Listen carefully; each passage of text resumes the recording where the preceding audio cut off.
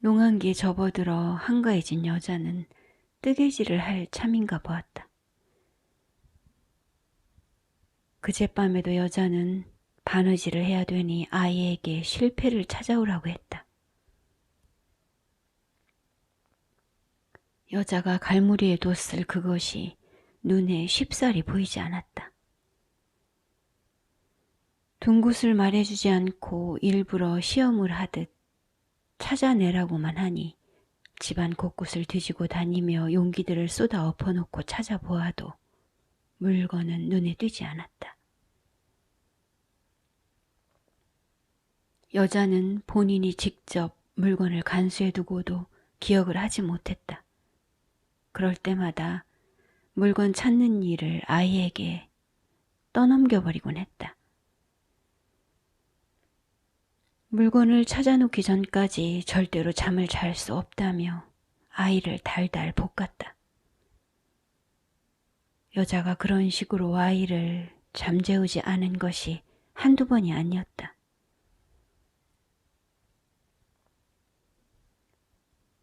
여기저기 쑤셔보고 다니다가 바깥에 있는 광야까지 가서 휘둘러 보았으나 물건을 찾지 못한 채 시간만 흘러갔다.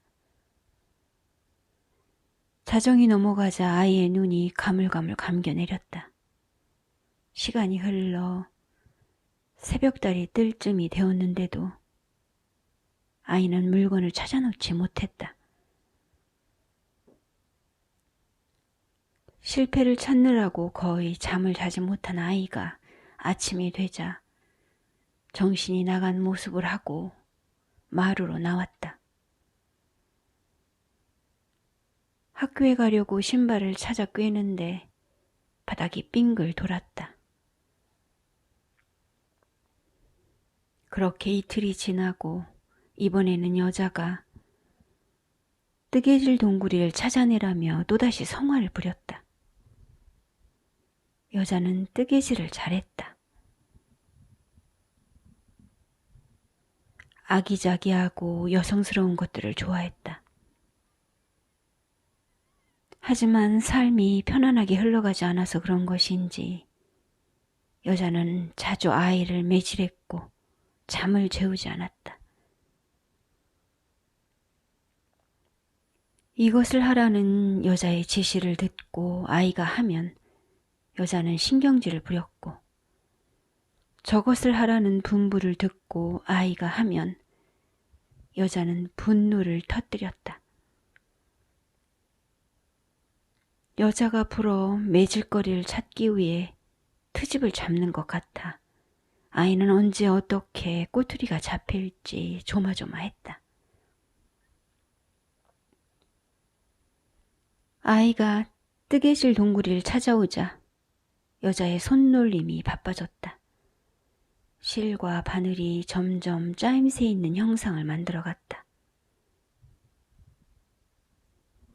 아이는 바늘의 놀림에 넋을 잃은 듯 집중했다. 저도 모르게 조금씩 뜨개질하고 있던 여자 곁으로 아이가 점점 다가앉았다. 바늘의 오묘한 움직임에 홀린 듯 한박 빠져 있을 때 벼랑간 날카로운 것이 아이의 눈을 찌르고 들어왔다. 찢어질 듯한 괴성이 입에서 터져 나왔다. 눈물인지 핏물인지 알 수 없는 연한 액체가 아이의 눈가로 흘러나왔다. 여자는 아이의 눈 속에 질러 넣었던 대바늘을 움켜쥔 채 앉아 있었다. 낮은 신음소리가 여자의 귀에 닿아왔다. 여자가 냉큼 자리에서 일어섰다. 그 즈음 여자는 늘 화가 나 있었다. 남자가 죽은 후 생계를 떠안게 되어 거의 날마다 일을 해야 했다. 아이가 그런 여자의 노고를 알리 만무했다. 발갛게 칠해져 길게 다듬어진 여자의 손톱을 더 이상 볼 수 없었다. 여자는 천둥벌거숭이 같은 아이를 참아주지 못했다. 신경질을 주체하지 못할 때마다 빈번히 날카로운 것을 아이에게 들이대며 삶의 신산들을 쏟아내었다.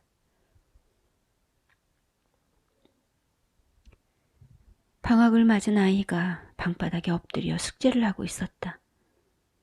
여자가 바닥에 뒹굴고 있던 아이를 아득히 바라보았다. 아이 생부와 헤어질 때 여자는 사실혼을 주장하며 양육비와 의자료를 요구했다. 동네의 노인들이 그런 여자를 두둔하며 남자를 타일렀다. 남자는 노인들 앞에서 여자를 완강히 부인했다. 아이를 앞세우며 여자가 앞으로 나서자 남자는 아이까지 인정하지 않았다. 생부조차 인정하지 않았던 아이를 여자가 거둘 이유는 없었다. 잠시 후 무엇에 홀린 듯 여자가 부엌으로 갔다. 뜻밖에도 여자는 부엌에서 칼을 들고 나왔다. 칼끝은 피할 틈도 주지 않고 아이의 배를 찔렀다. 아이는 복부에서 배어나오는 약간의 액체를 느끼며 덜덜 떨고 있었다. 그래도 여자에게 이성이 남아 있었는지 칼은 장기를 건드리지 않고 배에 거죽을 찔렀는가 보았다. 여자의 얼굴이 아이에게 가까이 다가왔다. 여자의 눈이 이상스러울 정도로 빛났다. 아이를 향해 여자가 이를 득득 갈았다. 으그러진 얼굴은 흉물스러웠다.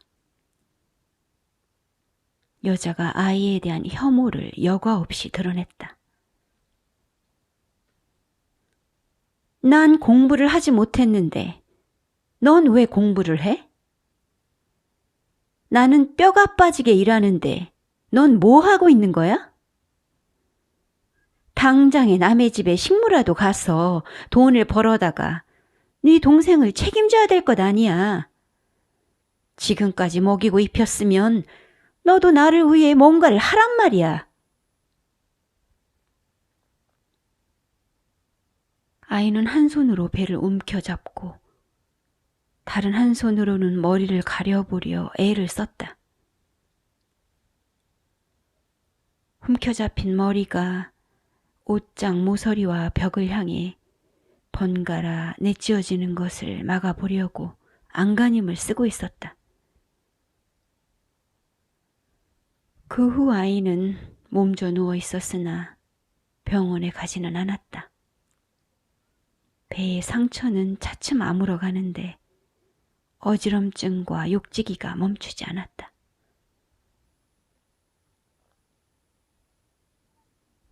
남자가 죽기 전에도 아이는 맞는 일이 잦았다. 남자에게 아버지라고 부르라며 여자가 화를 냈다. 진즉의 아이는 남자에게 아버지라고 부르고 있었다.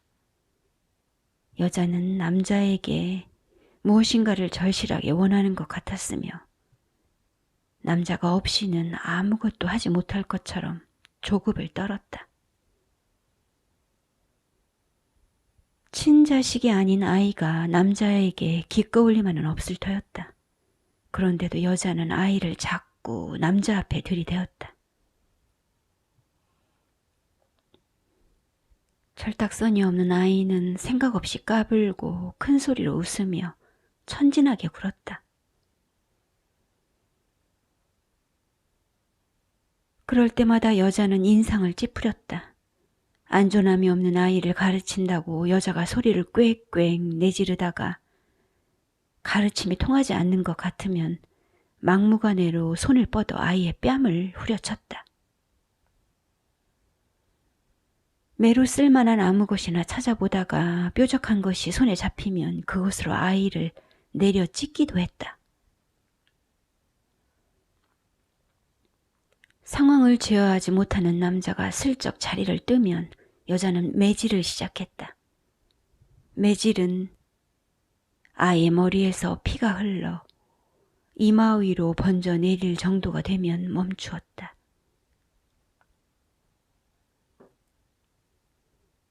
윽박지름에 질린 아이가 눈에 흰자위를 뒤집어가며 벌벌 기면 여자는 만족감이 느껴지고 삶의 갈등과 우울감이 사라지는 것 같았다. 분풀이를 끝낸 여자가 남자의 방으로 들어갔다. 얼마 있지 않아 여자의 비음이 들리는가 싶더니 는적거리는 신음이 이어졌다. 아이는 마루 끝에 앉아서 눈썹 언저리로 흘러내리는 피를 손으로 받치고 여자의 소리를 듣고 있었다. 다음 날 아침이 되어 아이가 눈앞에 알짱거리자 여자는 화가 되살아나는 모양이었다. 여자는 아이에게 보따리를 싸게 한 후 집 밖으로 내쫓았다. 아이는 보퉁이를 들고 집 주변을 돌며 여자가 다시 안으로 불러주기를 기다렸다. 내 집 주위를 빙빙 돌지 말고 네 할머니가 있는 집으로 가란 말이다. 이 갈보 같은 년아. 어째서 내 곁을 맴맴 돌며 나를 못 살게 해? 여자가 대문 밖으로 나와 악을 쓰면 아이는 그 서슬에 보퉁이를 가슴에 안고 우인마를 향해 올라갔다. 그런 다음 우인마에서 내려다 보이는 버스 정류장을 향해 걸어갔다. 여자의 말대로 어디로든 가보려고 했으나 버스는 오지 않았다.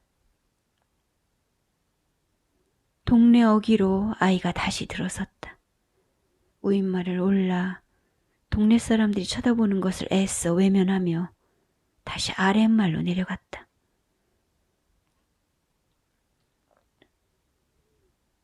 갈 곳이 없는 아이가 담벼락에 붙어 서 있었다.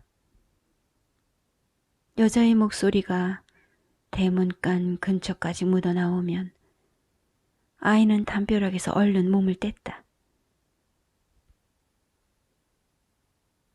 추운 겨울 얼어붙을 것 같은 날씨에도 아이는 어김없이 쫓겨났다. 내쫓긴 아이는 멀리 가지 못하고서 대문간을 서성였다. 그러자 여자가 물을 한가득 가지고 나와 아이의 몸에 퍼부었다. 물을 뒤집어 쓴 몸이 뻣뻣하게 굳어갔다. 몸이 얼어붙어 동사할 지경이 되어도 여자는 아이를 집 안으로 들이지 않았다. 게다가 여자에게 한 번 맞았다 하면 아이는 정신을 잃고 쓰러질 정도로 맞았다. 아이가 울면 울음소리가 새나간다고 여자가 고래고래 소리를 지르며 날뛰었다. 이곳저곳 멍투성이가 된 모습을 행여 동네 사람이 보기라도 하는 날이면 아이는 여자에게 끌려가 다시 매질을 당해야만 했다. 버스 정류장을 향해 아이는 걸어갔다. 윗말에서 내려다보니 버스는 아직 오지 않았다. 버스가 오지 않았어도 여자가 가라고 했으니 가야만 되었다. 차를 기다리며 아이는 생각했다. 지금 자신은 집을 떠나는 것이 아니고 집으로 돌아오는 길이라서 어쩌면 여자가 마중을 나올지도 모른다고 생각했다. 그렇게 조리돌림을 당하듯 길을 오르락 내리락 하며 하루가 저물어갔다. 어둠이 내릴 즈음 아이는 대문간에 서서 안쪽에 대고 용기를 내어 물었다. 저 못 갔어요. 집에 들어가도 돼요? 시간이 흘러 동네에 불이 꺼지고 밤이슬이 내리는 문간에서 아이는 다시 용기를 내었다. 저 못 갔어요. 집에 들어가도 돼요? 여자는 허구한 날 아이에게 보따리를 싸게 했다. 아이는 보퉁이를 들고 정해진 일과처럼 아랫말과 윗말을 오르내렸다.